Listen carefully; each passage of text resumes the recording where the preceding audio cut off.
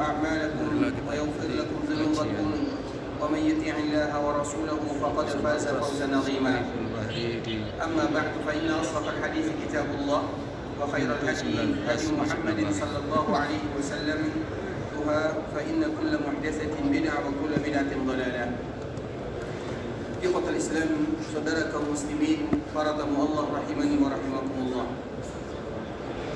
Alhamdulillah, kita kembali bersyukur kepada Allah Subhanahu wa taala ketika Allah Subhanahu wa taala masih memberikan kepada kita kesempatan untuk bisa mendengarkan ayat-ayat Allah Subhanahu wa taala dan juga hadis-hadis Rasulullah sallallahu alaihi wasallam, terutama yang berkaitan dengan manasik haji. Karena memang Nabi sallallahu alaihi wasallam menyebutkan dalam hadis yang dibawakan oleh Jabir bin Abdullah yang dikeluarkan oleh Imam Muslim rahimahullahu taala, "Litakhudhu manasikakum fa inni la adri la'alli la ahujju ba'da hajjati hadhihi." Nabi sallallahu alaihi wasallam menyebutkan kepada kita bersama, "Litakhudhu manasikakum." Hendaklah kalian mengambil manasik dariku, kata Nabi sallallahu alaihi wasallam. "Fa inni la adri." Karena sesungguhnya aku tidak tahu, kemungkinan aku tidak lagi bisa melaksanakan ibadah haji setelah haji yang aku lakukan ini. Maknanya ikhwatul Islam, Nabi SAW berpesan kepada kita bersama agar kita betul-betul mengambil pelajaran dari Nabi yang mulia SAW, terutama dikala kita melaksanakan ibadah haji. Kita berusaha semaksimal mungkin bagaimana haji kita itu sesuai dengan haji Nabi SAW, dan kita yakin tidak akan mungkin kita menyamai haji Nabi SAW. Akan tetapi kita berusaha semaksimal mungkin bagaimana mencontoh haji yang dilakukan oleh Rasulullah SAW.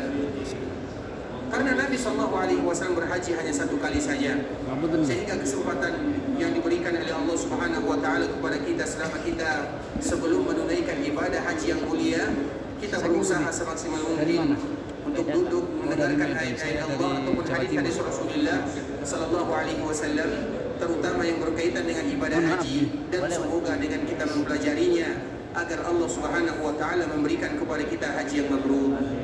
Dan kita tahu Nabi sallallahu alaihi wasallam menyebutkan al-hajjul mabrur laisa lahu jazaa'un illa al-jannah.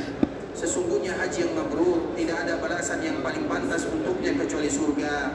Tapi ketahuilah, untuk mendapatkan haji yang mabrur tidak semudah yang kita bayangkan. Ada perjuangan, ada usaha, sehingga haji itu dinamakan dengan jihad di jalan Allah Azza wa Jalla. Tidak ada yang jihad yang namanya jihad yang mudah. Semua jihad itu sulit. Dan di antara salah satu persiapan kita sebelum berjihad adalah mengetahui bagaimana hukum-hukum yang telah dijelaskan oleh Allah Subhanahu wa taala ataupun oleh Rasulullah sallallahu alaihi wasallam. Sehingga di antara kesempatan kita selama kita berada di kota Madinah, terutama bagi kita yang berasal dari rombongan pertama atau gelombang pertama, kita datang ke Madinah, baru kita ke Mekah, maka kesempatan kita bersama untuk selalu mengkaji dan mempelajari tentang ibadah haji yang dilakukan oleh Nabi. Semoga-moga haji kita mendekati haji yang dilakukan oleh Nabi sallallahu alaihi wasallam. Kemudian salawat beriringkan salam semoga senantiasa tercurahkan kepada junjungan alam Nabi kita yang mulia, uswah dan qudwah kita bersama, Muhammad bin Abdullah sallallahu alaihi wasallam, yang mana sebelumnya kita telah menjelaskan ikhwatul Islam, selama kita berada di kota Madinah, maka kita berada di daerah dan di kota Nabi sallallahu alaihi wasallam. Kota Madinah, nama lain daripada Madinah adalah Baladur Rasul. Kota Madinah itu disebut dengan kotanya Nabi sallallahu alaihi wasallam, sehingga Madinah tidak punya nama kecuali sandarannya kepada manusia yang paling mulia itu sendiri, sehingga disebut dengan kota Nabi sallallahu alaihi wasallam atau Madinatul Rasul sallallahu alaihi wasallam, Madinahnya Rasulullah sallallahu alaihi wasallam. Karena memang Nabi sallallahu alaihi wasallam mencintai kota Madinah, bukan hanya sekedar mencintai, Nabi betul-betul mencintai kota Madinah melebihi dari segala-galanya. Sehingga dari situlah keluar ungkapan baginda Nabi yang mulia dikala berdoa kepada Allah. Pertama kali Nabi datang ke kota Madinah sambil mengucapkan, Allahumma habbib ilaina al-Madinah ka hubbina Makkah aw ashad.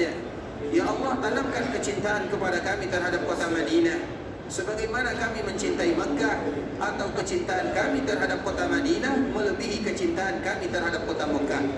Maknanya ikhwatul Islam, Makkah adalah daerah yang paling dicintai oleh Allah, paling dicintai oleh Rasulullah sallallahu alaihi wasallam.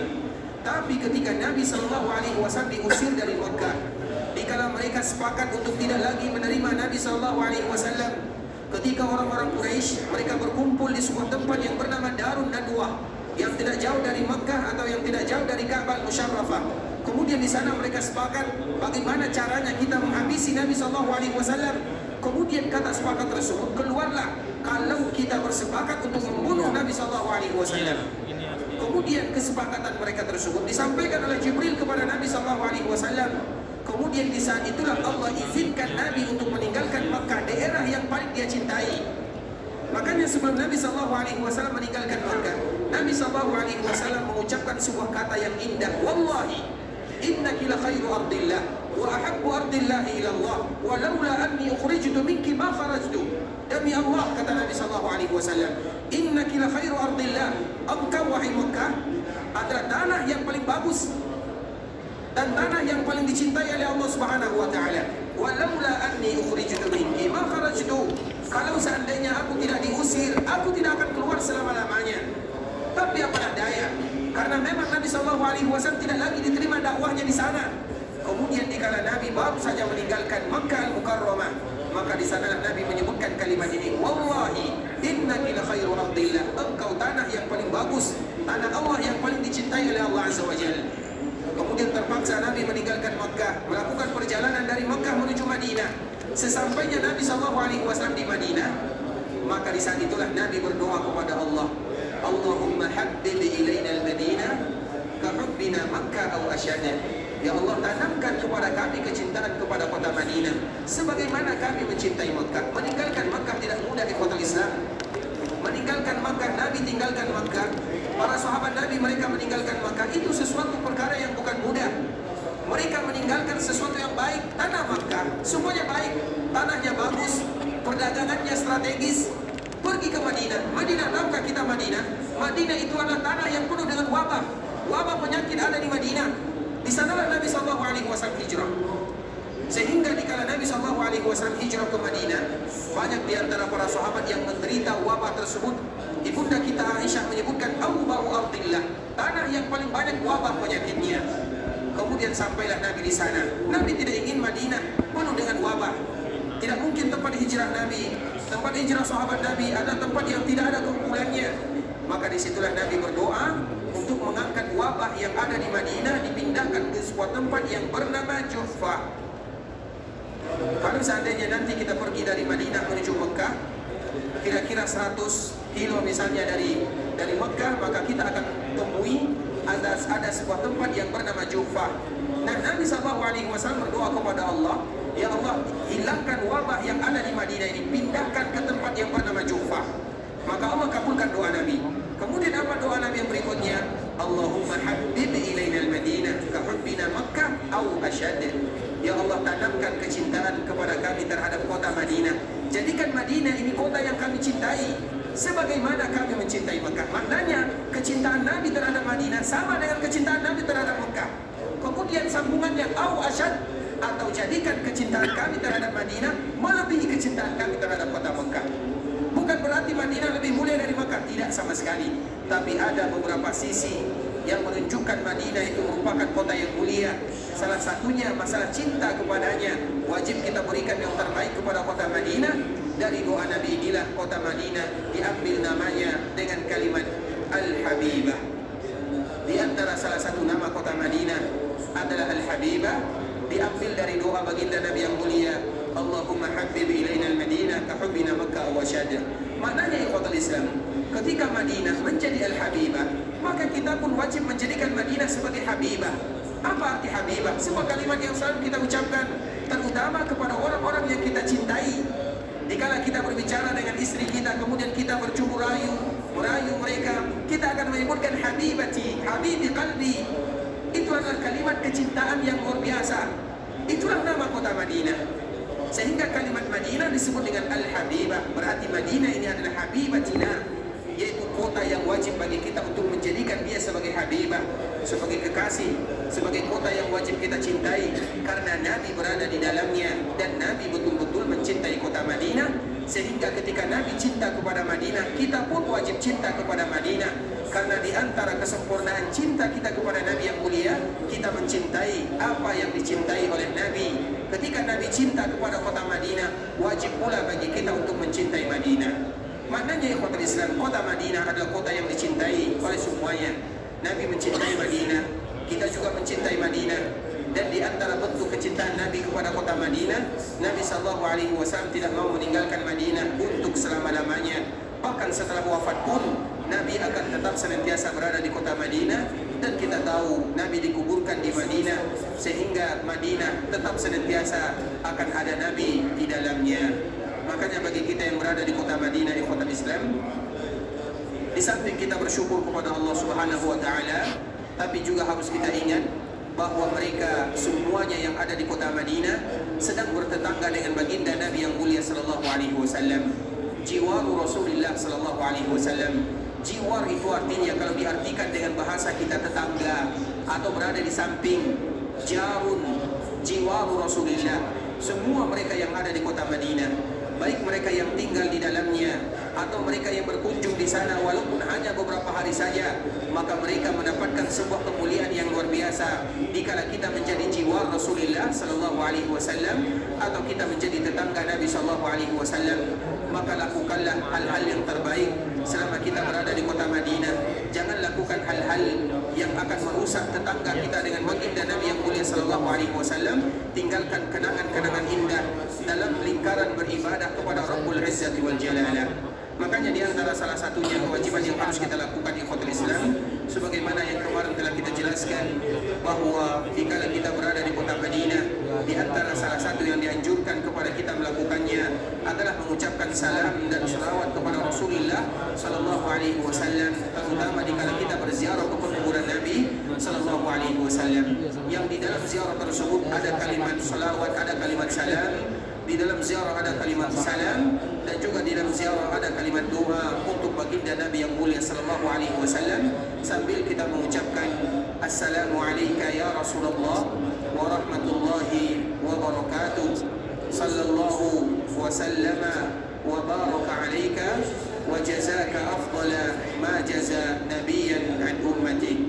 Itu merupakan di antara doa yang dianjurkan bagi kita mengucapkannya ketika kita datang ke kota Madinah dan berziarah ke perkuburan Nabi yang mulia, dengan mengucapkan assalamu alayka ya Rasulullah, keselamatanlah untukmu ya Rasulullah, wa rahmatullahi wa barakatuh, rahmat Allah dan juga keberkahannya, sallallahu salawat wa sallama salam wa baraka alayka, keberkahan semuanya untukmu ya Rasulullah, wa jazaka afdala, semoga Allah memberikan balasan yang paling indah, yang paling afdal, ma jaza, sebagaimana Allah memberikan balasan nabiyan, seorang nabi, an ummati. Assalamu alayka ya Rasulullah wa rahmatullahi wa barakatuh, sallallahu wa sallama wa baraka alayka wa jazaka afdala ma jaza nabiyan an ummati. Ikhwatul Islam, saudara kaum muslimin, para tamu Allah rahimani wa rahimakumullah. Sebelum kita melanjutkan tentang masalah manasik, sambungan pelajaran kita yang sebelumnya, siapa yang sudah hafal doa berziarah ke perkuburan Nabi sallallahu alaihi wasallam? Silakan.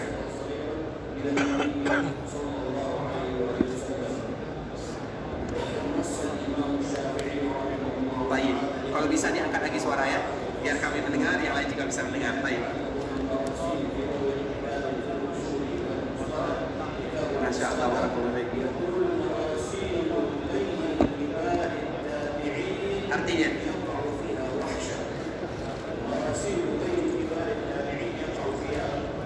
warahmatullah, semuanya bahasa kita. Assalamu alayka, salam, warahmatullah wa barakatuh, barakat, sallallahu salawat wa sallama salam wa barakah, semuanya bahasa kita ya, kecuali yang terakhir sedikit, wa jazaka, Allah memberikan balasan afdal, yang paling afdal, ma jaza, sebagaimana Allah memberikan balasan nabi an ummati, dikala mereka berdakwah untuk umatnya. Insyaallah tabarakallah. Silakan. Masyaallah. Insyaallah, syukran syakarallahu lakum wa barakallahu fiikum. Baik, ikhwatul Islam, saudara kaum muslimin, para tamu Allah rahimani wa rahimakumullah.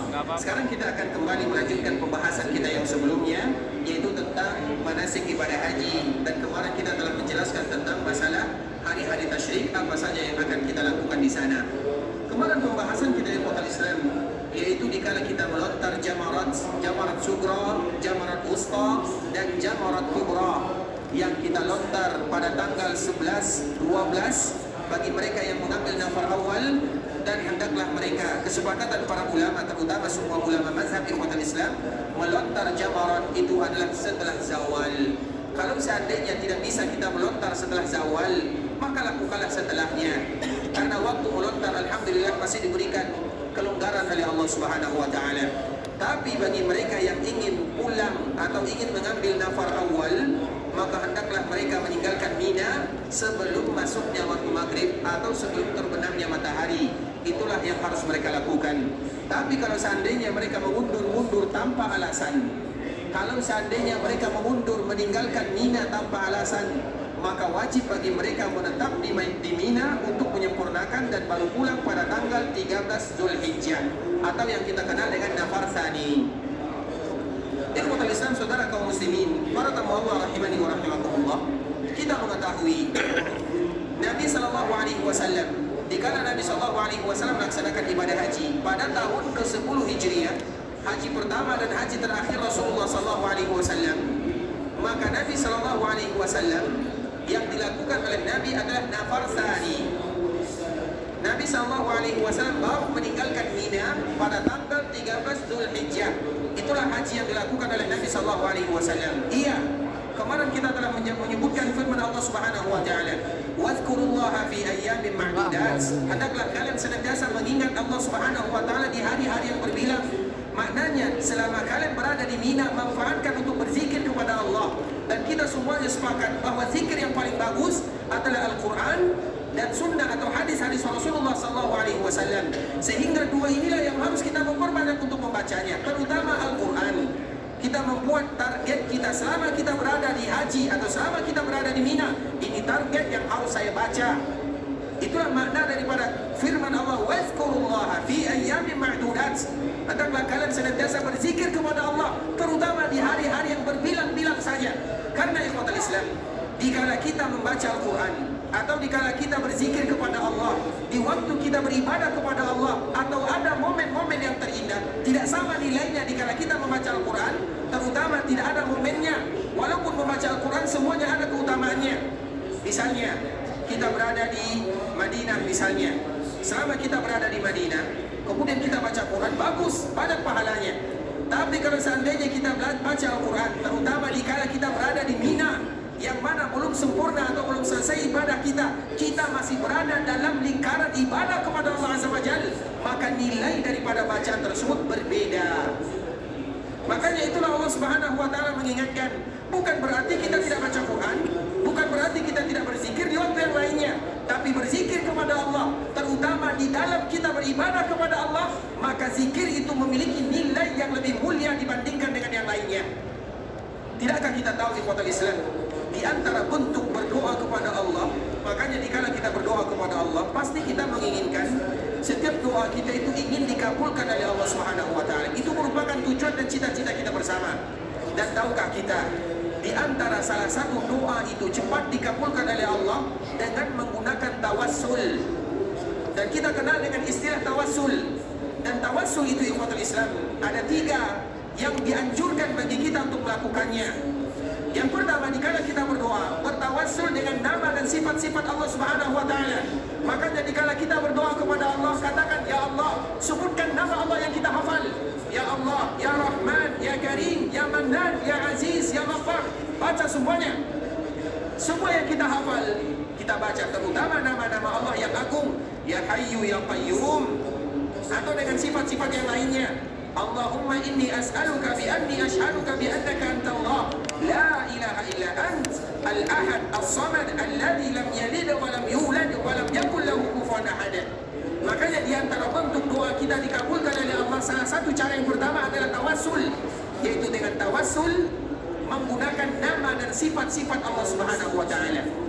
Kemudian juga di antara tawassul yang dianjurkan bagi kita melakukannya ikhwatul Islam adalah tawassul dikala kita beribadah kepada Allah Azza wa Jalla. Dan ibadah haji ini merupakan momen yang paling indah.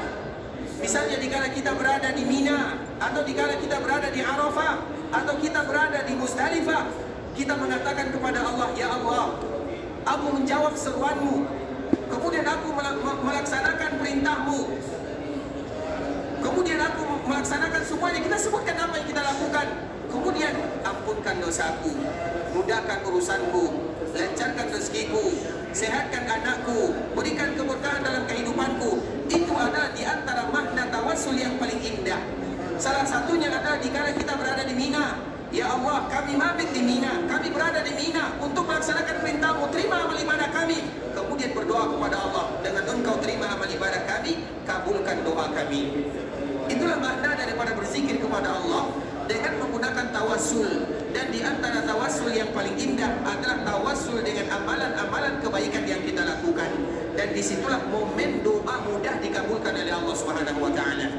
Oleh karenanya, ikhwatul Islam, kita kembalikan kepada firman Allah Subhanahu wa Ta'ala, wazkurullah, katakanlah kalian berzikir kepada Allah fi ayyamin ma'dudat, di hari-hari yang berbilang, tidak lama, hanya 4 hari atau 3 hari. Kemudian faman ta'ajjala fi isma alaihi wa man ta'akhkhara fala isma alaihi liman ittaqa. Barang siapa yang hanya 2 hari di sana, 11 dan 12, tidak ada dosa baginya. Wa man ta'akhkhar, barang siapa yang menambah 1 hari lagi, juga tidak ada dosa baginya. Tapi kalau seandainya kita melihat Nabi SAW, maka Nabi mengambil nafar sani, dilakukan oleh Nabi SAW. Iya, kita mengatakan nafar awal bagus, nafar sani juga bagus, tapi para ulama menyebutkan tentunya yang semakin bagus adalah dengan menggunakan nafar sani. Kenapa yang demikian? Yang pertama, itu adalah haji yang dilakukan oleh Nabi SAW. Dan kita ingin mencontoh Nabi walaupun dalam masalah-masalah yang sepele. Kita tidak pernah menyepelekan apa yang dilakukan oleh Nabi SAW. Jika Nabi mengambil nafar sani, apa salahnya kita mengambil nafar sani sebagaimana yang dilakukan oleh Nabi SAW? Kemudian ikhwatul Islam, ketika kita menambah 1 hari, maka kita juga akan menambah pekerjaan selama kita berada di Mina. Kita melontarnya bertambah, berzikirnya juga bertambah, beribadahnya juga bertambah selama kita berada di Mina. Makanya para ulama menyebutkan, kalau seandainya dimudahkan oleh Allah, maka hendaklah bagi kita untuk mengambil nafar sani. Dan ketahuilah ikhwatul Islam, kalau nafar sani ini hanya sekedar pengalaman saja. Kalau kita mengambil nafar sani, karena rata-rata sebahagian kaum muslimin, mereka akan mengambil nafar awal, dan itu tidak menjadi masalah. Fala isma alaih, mereka tidak berdosa. Maknanya sah-sah saja, tidak menjadi masalah. Dan itu tidak ada hubungannya dengan mabrur atau tidak. Selama mereka sempurna dalam melaksanakan ibadah haji, bisa jadi yang nafar awal itu mendapatkan haji yang mabrur. Dan semoga itu yang kita dapatkan semuanya. Tapi kalau seandainya kita mengambil nafar sani, ketahuilah, di Mina itu tidak akan ada orang lagi, kecuali sedikit saja. Maka kalau seandainya ini hanya sekedar usulan saja, bukan paksaan, hanya sekedar usulan kepada kita bersama ikhwatul Islam. Karena memang biasanya apabila kita melihat saudara-saudara kita mereka mengambil nafar awal, maka kita pun akan ikut-ikutan mengambil nafar awal. Tapi ketahuilah, nafar awal kita akan berdesak-desakan, karena semua orang akan mengambilnya, dan semua orang ada di Mina. Tapi kalau seandainya kita mengambil nafar sani, maka kita akan mengetahui bagaimana tidak ada orang di Mina kecuali sedikit saja. Disitulah kita ingin berusaha untuk mengambil nafar sani ikhwatul Islam. Walaupun kalau ada yang mengambil nafar awal tidak menjadi masalah, tapi anjuran kami pribadi, sebagaimana yang dianjurkan oleh para ulama, ambillah nafar sani sebagaimana yang dilakukan oleh Nabi SAW. Tapi itu semua, ingat ikhwatul Islam, dikembalikan kepada situasi dan kondisi kita. Kalau seandainya tidak memungkinkan bagi kita mengambil nafar sani, maka ambillah nafar awal. Karena tidak semua orang yang kuat, apalagi di dalam melaksanakan ibadah haji. Banyak orang yang sudah tua, banyak mereka yang sakit, banyak di antara mereka keadaan-keadaan yang tidak menentu. Maka dianjurkan bagi kita sesuai dengan kemampuan kita masing-masing. Walaupun secara umum dianjurkan bagi kita untuk mengambil nafar sani sebagaimana yang dilakukan oleh Nabi SAW. Kemudian berikutnya ikhwatul Islam, kemarin kita telah menyebutkan apabila kita mengambil nafar awal, maka tetap bagi kita melontar setelah matahari tergelincir atau setelah zawal. Tapi kalau seandainya terpaksa bagi kita pulang di pagi hari, tidak menjadi masalah kita pulang di pagi hari, tapi nanti kita kembali ke Mina untuk melakukan pelontaran atau melontar setelah zawal, dan itu lebih mudah bagi kita. Kita tetap ikut bersama rombongan, dan kita juga mendapatkan apa yang dianjurkan oleh Nabi. Bukan dianjurkan, bahkan diwajibkan melontar setelah Zawal, semua para ulama itu sepakat waktu yang dianjurkan oleh baginda Nabi yang mulia sallallahu alaihi wasallam, sebagaimana kemarin kita menyebutkan hadis Abdullah bin Umar, kunna natahayyan fa idza zalat asy-syamsu ramaina, kami itu betul-betul melihat matahari. Apabila matahari sudah tergelincir, di saat itulah kami mulai melontar. Betul-betul ditekankan bagi kita untuk melakukannya.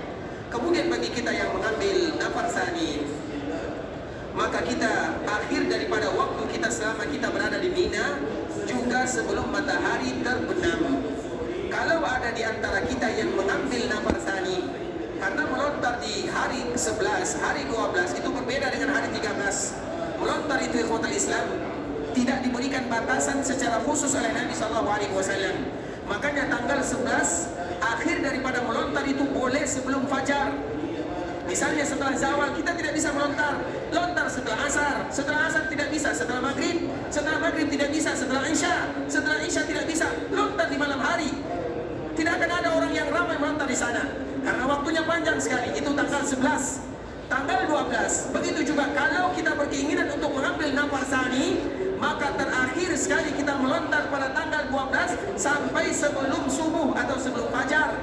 Misalnya kita anjurkan melontar setelah zawal, tidak bisa karena banyak orang, maka lontar setelah asar. Kalau juga tidak bisa setelah maghrib, kalau juga tidak bisa setelah isya, kalau juga tidak bisa di akhir malam, dan tidak akan kita jumpai orang yang banyak melontar di sana. Kecuali kalau seandainya di hari terakhir, baik hari terakhir di tanggal 12 ataupun di tanggal 13, maka waktunya ada matahari terbenam. Apabila ada orang yang lewat terutama mengambil nafas tsani, kemudian mereka tidak melontar tanpa ada alasan, karena satu-satunya ibadah haji yang boleh dibadalkan, satu-satunya ibadah manasik haji atau kegiatan rangkaian ibadah haji yang boleh dibadalkan adalah melontar. Yang lain tidak boleh dibadalkan. Kalau melontar boleh dibadalkan, boleh digantikan. Kalau wukuf di padang Arafah, bagaimanapun keadaan kita, sakitkah dia bahkan pingsan pun, dia harus dibawa ke Arafah. Begitu juga di Muzdalifah, begitu juga di Mina. Tapi kalau melontar, maka boleh bagi mereka mewakilkan kepada orang lain.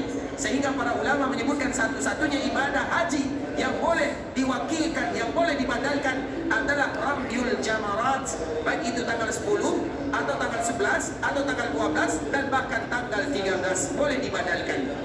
Kemudian ikhwatul Islam, bagi kita yang mengambil nafas tsani, kemudian kita tidak melontar sampai matahari terbenam, maka kita akan mendapatkan denda.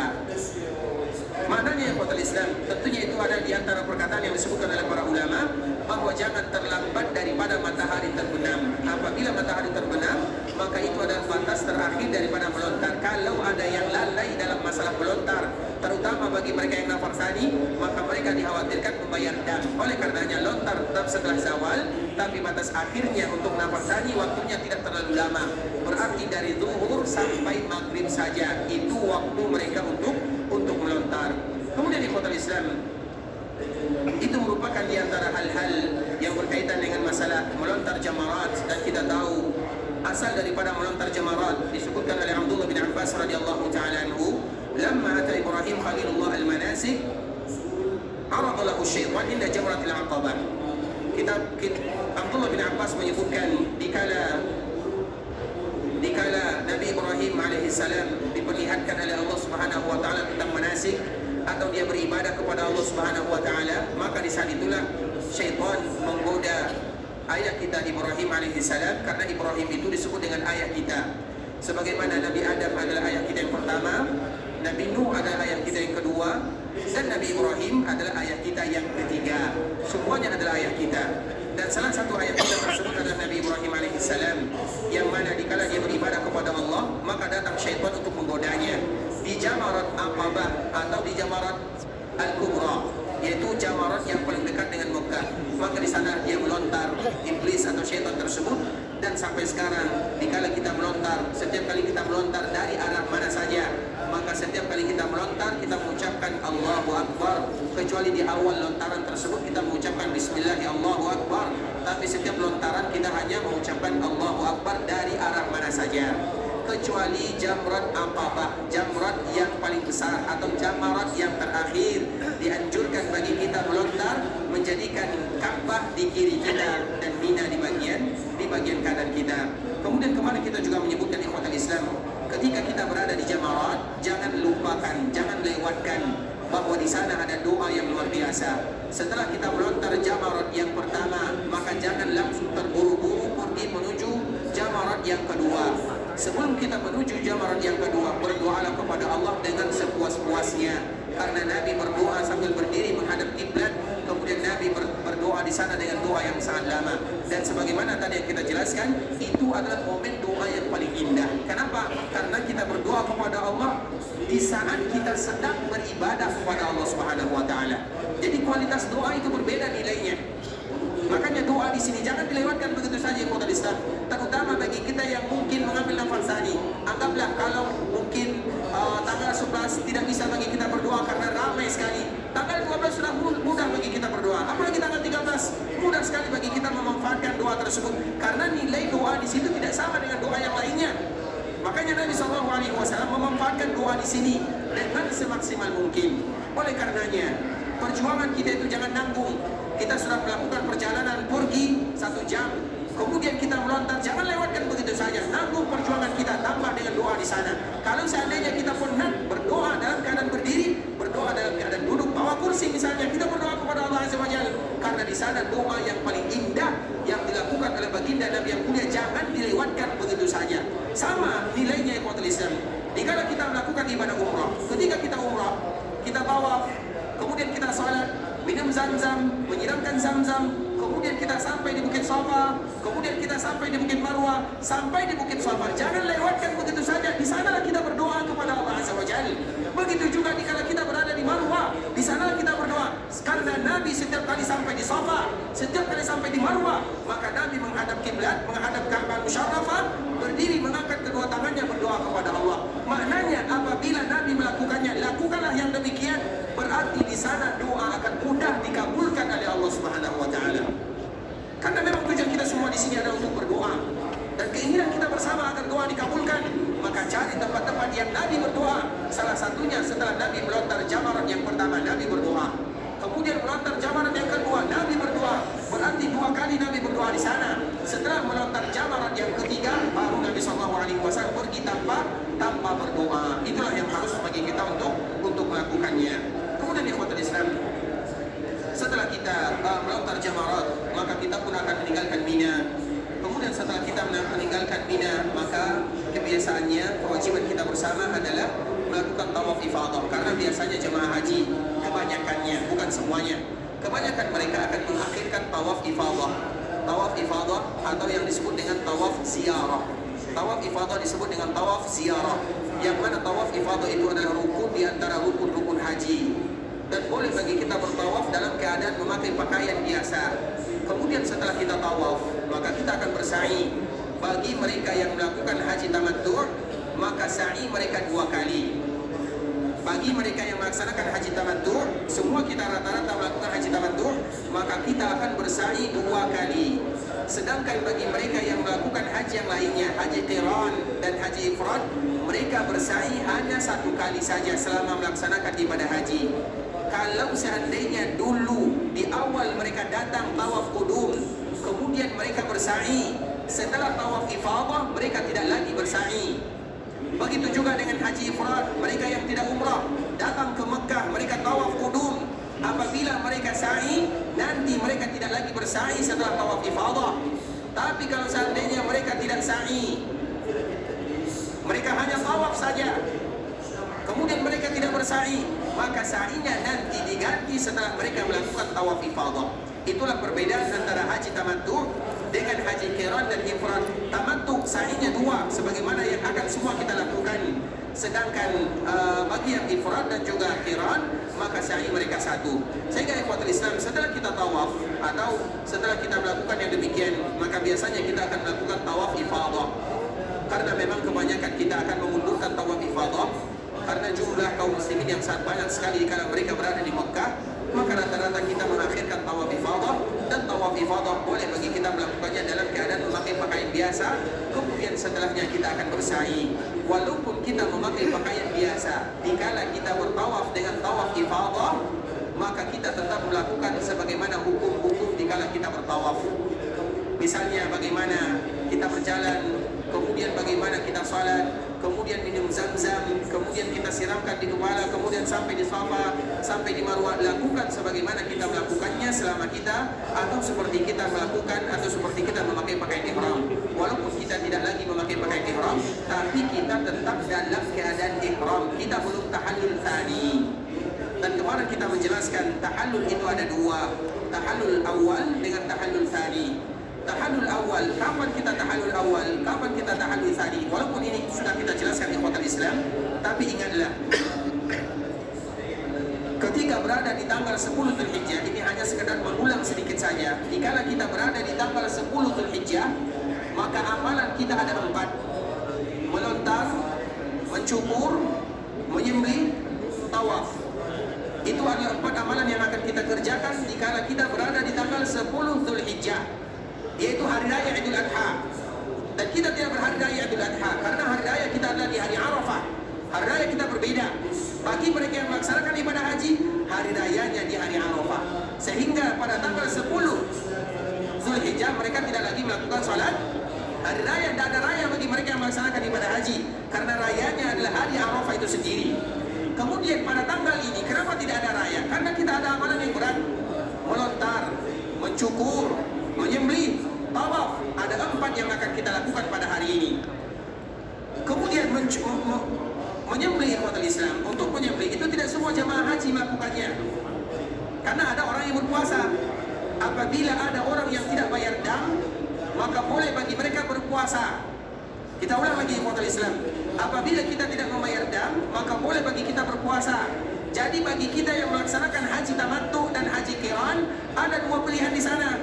Kalau kita bayar dam, selesai kewajiban kita. Kalau kita tidak bayar, maka kita berpuasa. Nah, puasa ini batasnya adalah sebelum tanggal 9 Dzulhijjah. Tapi apabila ada orang yang belum berpuasa di sana, maka boleh bagi mereka berpuasa di hari-hari tasyrik. Hari tasyrik itu hukum asalnya tidak boleh bagi kita berpuasa. Tanggal 11, 12, 13 tidak boleh bagi kita berpuasa, karena itu adalah hari makan dan minum kaum muslimin. Kecuali bagi mereka yang tidak mendapatkan dam, kemudian mereka belum berpuasa sebelumnya, maka boleh mereka berpuasa 3 hari ini, 11, 12, dan 13. Maknanya ikhwatul Islam, menyembelih, berpuasa tidak semua haji atau tidak semua orang yang berhaji melakukannya. Sehingga tinggal 3 amalan yang harus kita lakukan pada tanggal 10 tersebut: melontar, mencukur, tawaf. Ada 3 yang semua jemaah haji semuanya sepakat. Tamattu, qiran, ifrad, 3 inilah yang akan mereka lakukan di tanggal 10 Dzulhijjah: melontar, mencukur, dan tawaf. Ikhwatul Islam, apapun yang kita dahulukan di antara 3 amalan ini, maka haji kita tetap sah. Misalnya kita tawaf dulu, silahkan. Atau kita mencukur rambut dulu, silahkan. Atau kita melontar dulu, silahkan. Apapun yang kita lakukan dari 3 amalan ini, maka boleh bagi kita melakukannya. Karena Nabi tidak ditanya pada tanggal 10 Dzulhijjah, kecuali Nabi mengatakan, if'alu wala haraj, lakukan dan kalian tidak ada masalah, kalian tidak berdosa. Makanya kalau sampai kita di Mina pada tanggal 10 Dzulhijjah, kita cukur rambut tidak menjadi masalah. Atau kita tawaf dulu juga tidak menjadi masalah. Atau kita sa'i baru tawaf juga tidak menjadi masalah. Pokoknya ikhwatul Islam, tanggal ini apapun yang kita dahulukan, maka kita tidak ada masalah di sana. Sebagaimana sabda baginda Nabi yang mulia, tidaklah Nabi ditanya pada hari ini kecuali jawaban Nabi, if'al wala haraj, lakukan dan tidak ada masalah di sana. Nah, 3 ini ikhwatul Islam: melontar, mencukur, tawaf. Apabila kita melakukan 2 di antara yang 3 ini, apapun 2 tersebut, pokoknya apabila kita melakukan 2 dari yang 3, maka kita sudah dihitung sebagai tahallul awal.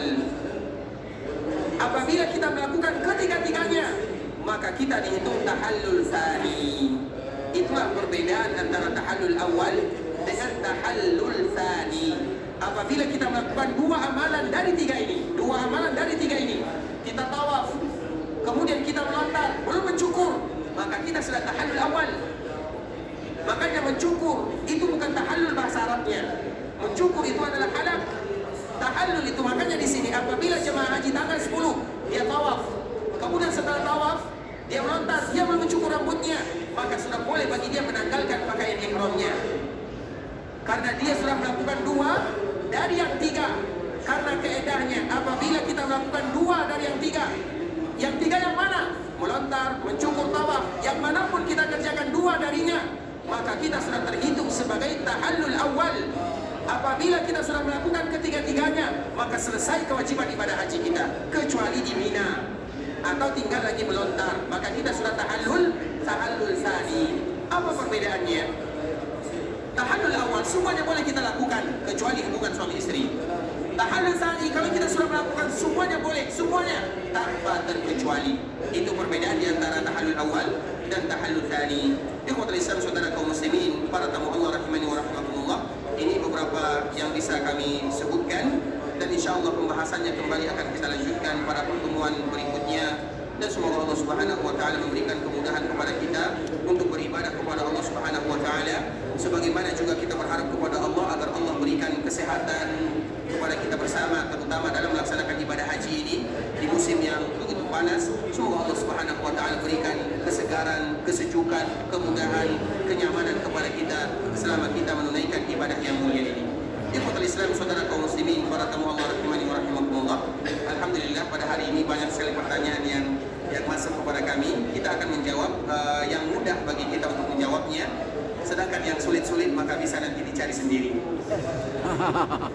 Kita akan menjawab pertanyaan yang bisa kita jawab insyaallah taala. Kemarin telah kita menjelaskan ikhwatul Islam hukum bersentuhan, apakah membatalkan wudu kalau seandainya kita bersentuhan dengan lawan jenis. Kemarin kita telah menjelaskan perkataan para ulama di sana. Ada yang mengatakan batal wuduknya, ada yang mengatakan tidak batal wuduknya. Yang mengatakan batal wuduknya adalah sebahagian mazhab Imam Syafi'i rahimahullah taala. Sedangkan ulama-ulama yang lainnya, Hanafi, Maliki, Hambali, mereka mengatakan tidak batal wuduknya karena kalau seandainya sekedar bersentuhan saja. Dan kita tahu ikhwatul Islam, tawaf itu sama dengan sholat. Sebagaimana sholat kita harus bersuci, maka tawaf kita juga harus dalam keadaan bersuci. Apabila ada kaum muslimin yang batal wuduknya dikala mereka tawaf, jangan lanjutkan tawafnya. Kita ulang lagi ikhwatul Islam. Apabila ada kaum muslimin yang batal wuduknya dikala mereka tawaf, jangan lanjutkan tawafnya. Ustaz, bagaimana Ustaz? Terutama dikala bagaimana kita berwuduk Ustaz? Makanya cari cara. Semua kita harus mencari cara. Apabila kita merasa diri kita ini mudah batal wuduknya, terutama buang angin dan yang semisalnya, maka cari cara bagaimana supaya kita mudah berwuduk. Terutama sekarang ikhwatul Islam ada alat untuk semprot, bagaimana apa namanya?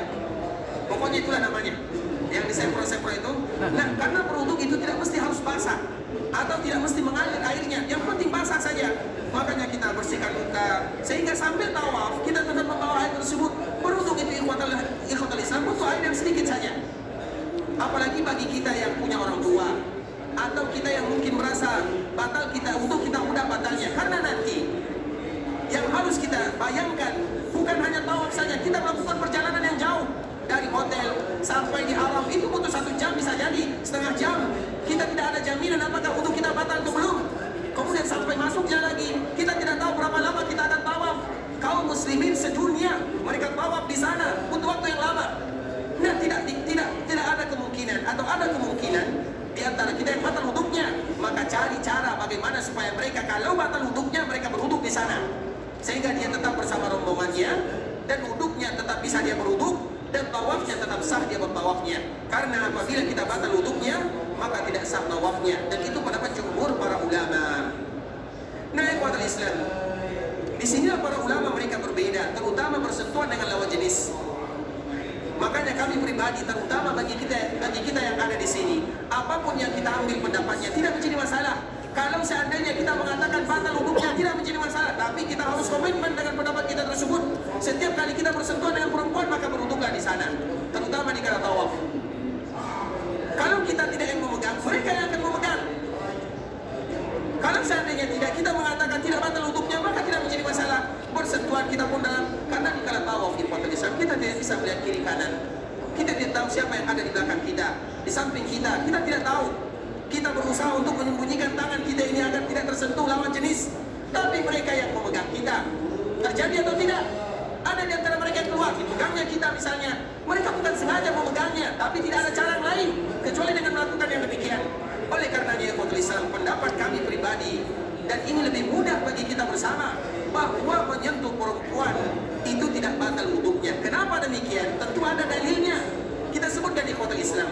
Ada salah seorang yang bernama Urwah. Urwah ini ayahnya adalah Zubair.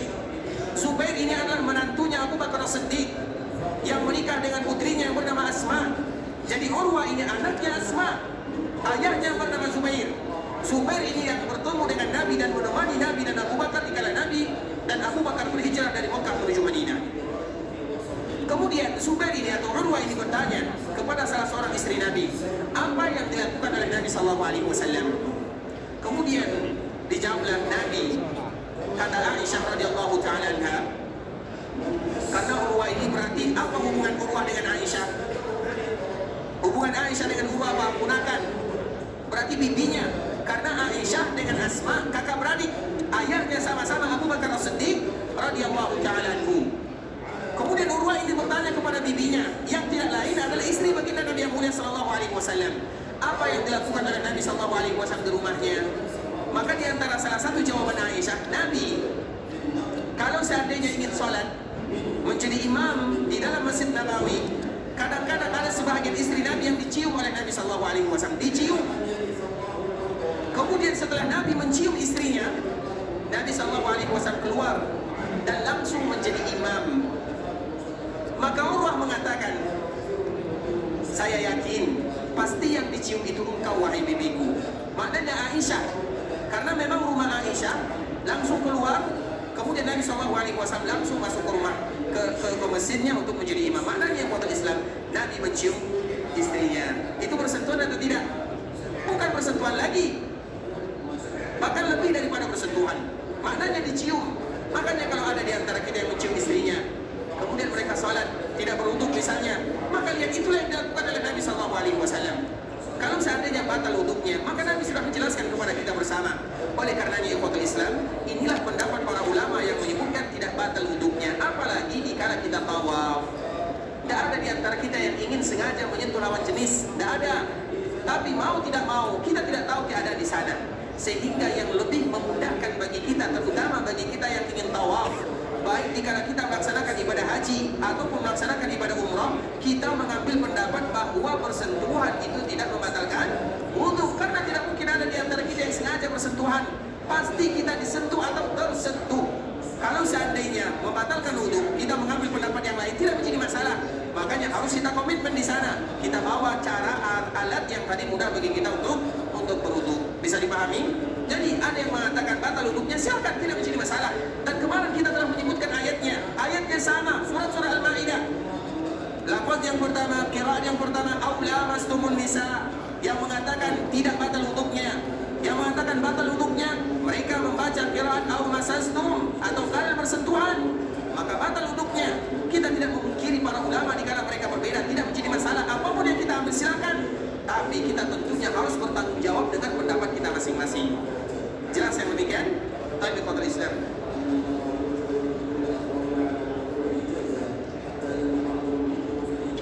Ketika di Mekah, lebih utama mana? Wanita sholat di Masjidil Haram atau di hotel? Mana yang paling bagus?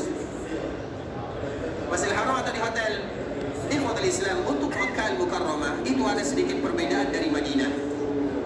Mekah Al-Mukarramah itu hotel Islam, secara singkat, bahwa semua tanah haram yang ada di Mekah Allah sebutkan dalam Al-Quran dengan kalimat Al-Masjidul Haram.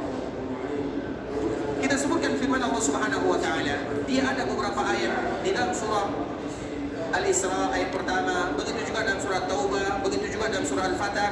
Itu semua menjelaskan bagaimana Allah menyebutkan bahwa kalimat Al-Masjidil Haram. Apa makna Masjidil Haram? Allah menyebutkan salah satunya, ya ayyuhalladzina amanu innamal musyrikuna najasun fala yaqrabul masjidal harama ba'da 'amihim hada. Allah Subhanahu wa Ta'ala menyebutkan, hai orang-orang yang beriman, sesungguhnya orang-orang musyrikun mereka itu adalah najasun. Najasun itu artinya keyakinan yang salah. Karena ada kalimat najas, ada kalimat najis. Kalau najis itu yang salah, itu adalah bendanya, zatnya. Tapi kalau najas, keyakinannya yang salah. Orang-orang musyrikun, mereka salah keyakinannya. Allah ciptakan mereka, Allah yang memberikan kepada mereka rezeki, tapi mereka sekutukan Allah Subhanahu wa Ta'ala, sehingga disebut dengan musyrikun. Musyrikun itu mereka yang mensekutukan Allah. Nah, apabila kita menyebut kalimat musyrikun, masuk kafirun di dalamnya. Tapi apabila kita menyebut kafirun, tidak masuk musyrikun di dalamnya. Maknanya setiap musyrik pasti mereka kufar. Bukan semua mereka yang kufar adalah orang-orang musyrik. Terlepas daripada itu semua, Allah menyebutkan innamal musyrikuna najasun. Sesungguhnya orang musyrikun itu adalah najasun. Fala yaqrabul masjidal haram ba'da 'amihim hadha. Ayat ini turun pada tahun ke-9 Hijriah. Pada tahun ke-9 Hijriah adalah awal di mana ibadah haji diwajibkan kepada kaum muslimin.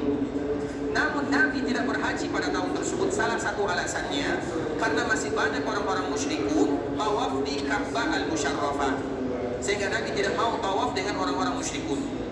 Kemudian pada tahun itu juga ada ayat, wahai orang-orang yang beriman, sesungguhnya orang-orang musyrikun itu adalah najas, maka janganlah mereka mendekati Masjidil Haram setelah tahun ini.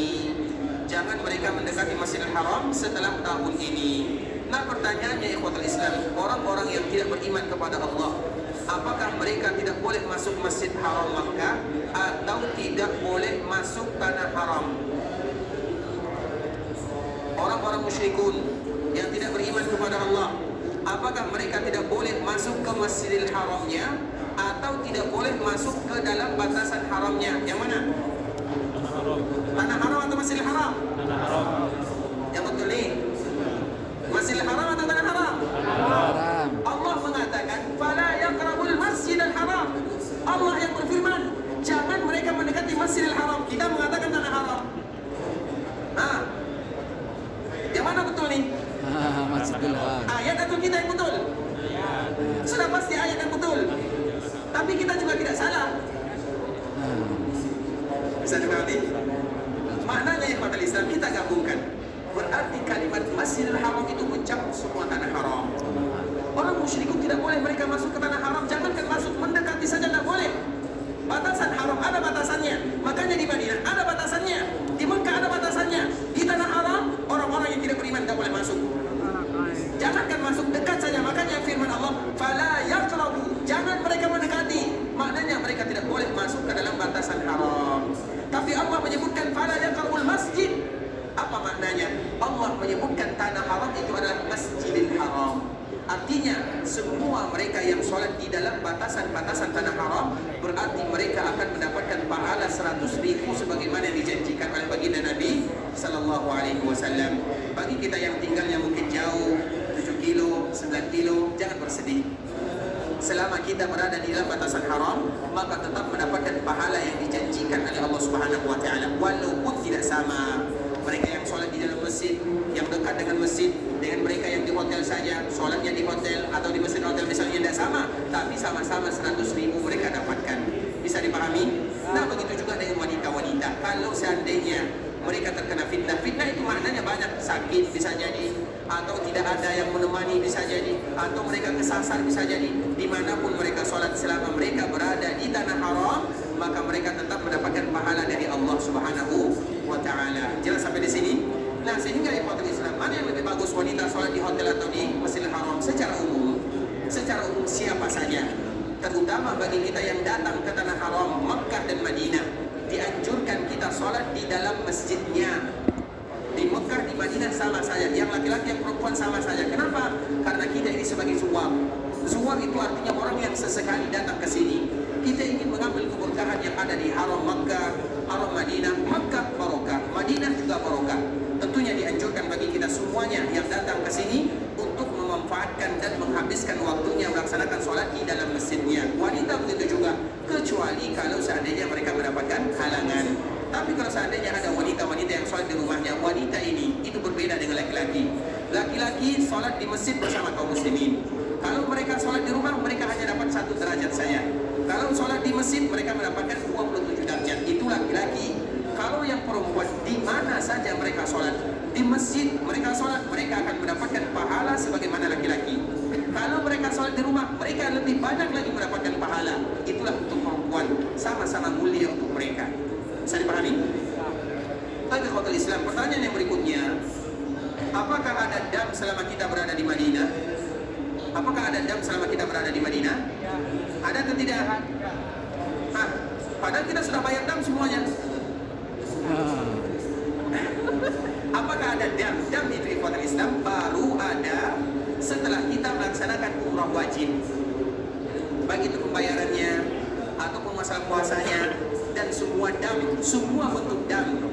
Dam syukran, dam jabran, dam kecuali dam ihsan, dam meninggalkan yang wajib, melakukan larangan atau menyembelih atau membunuh hewan buruan, semuanya dibayar di Mekah dan disembelih di sana kecuali dam ihsan.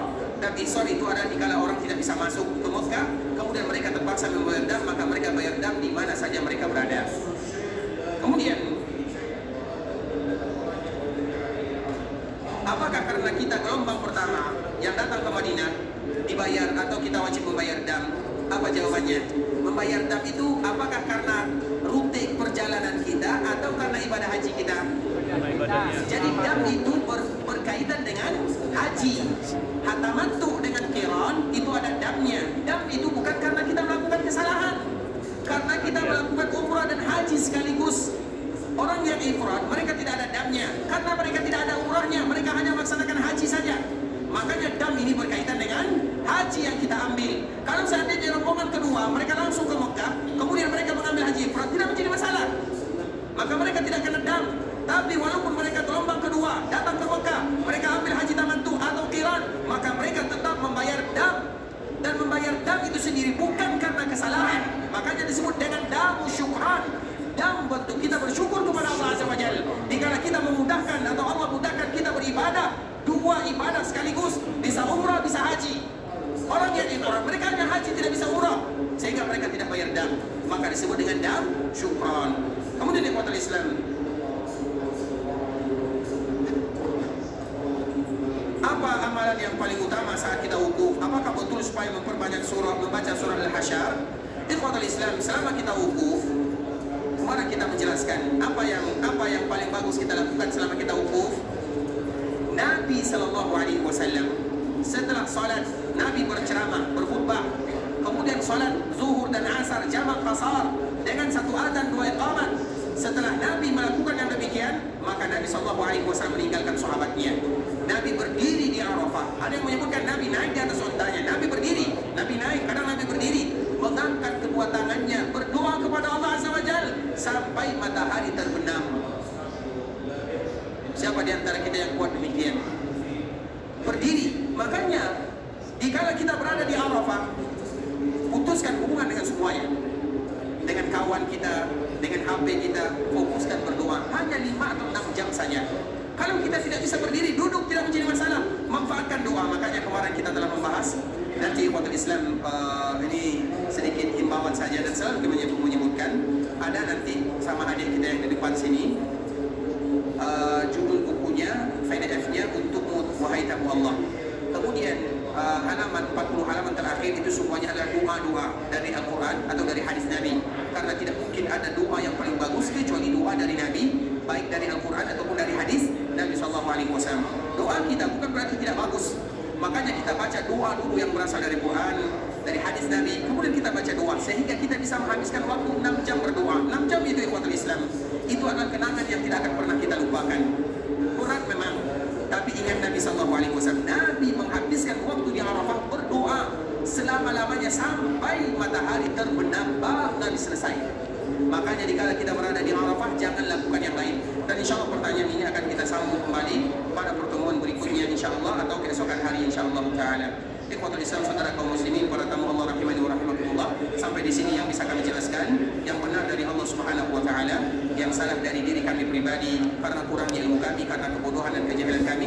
Kami mohon dimaafkan kalau seandainya ada kesalahan atau kata-kata yang kurang berkenan di hati. Dan kita berharap memohon berdoa kepada Allah agar Allah memberikan kemudahan kepada kita bersama dalam rangka beribadah kepada Allah, dan agar Allah jadikan haji yang kita lakukan adalah haji yang mabrur, sa'i kita adalah sa'i yang masykur, dosa kita adalah dzambun yang maghfur. Dan sebagaimana Allah Subhanahu wa Ta'ala kumpulkan kita di kota Madinah, di kota Mekah, semoga Allah juga kumpulkan kita bersama di dalam surganya. Amin amin ya rabbal alamin. Kita tutup dengan ucapan doa kafaratul majlis. Subhanakallahumma wa bihamdika asyhadu an la ilaha illa anta astaghfiruka wa atubu ilaik. Wa sallallahu wa sallim ala nabiyyina wa habibina wa khalilina wa sayyidina Muhammadin wa ala alihi wa sahbihi wa sallam tasliman katsira. Assalamualaikum warahmatullahi wabarakatuh. Ya, demikianlah kajian Islam di pintu 19 di Masjid Nabawi Kota Madinah Al-Munawwarah. Sampai ketemu di lain kesempatan. Wassalamualaikum warahmatullahi wabarakatuh.